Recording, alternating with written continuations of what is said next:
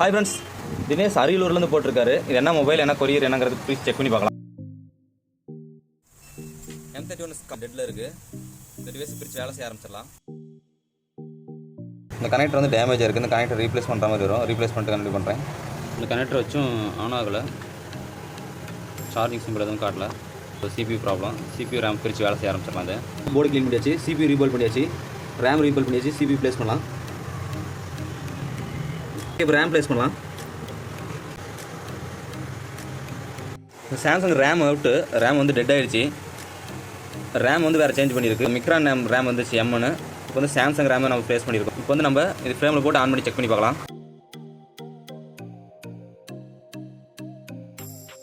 அவரோட own டேட்டாவோடைய mobile ready பண்ணியாச்சு. உங்களோட ஓன் டேட்டாவோட ரெடி பண்ணால் கீழே இன்ஸ்டாகிராம் ஐடி, வாட்ஸ்அப் நம்பர் கொடுத்துட்டு கான்டாக்ட் பண்ணுங்கள். எந்த ஊர், எந்த பிளேஸ் இருந்தாலும் சரி, கொரியர் சர்வீஸ் உண்டு. ஓகே, தேங்க்ஸ் ஃபார் வாட்சிங் ஜியோ. பாய்.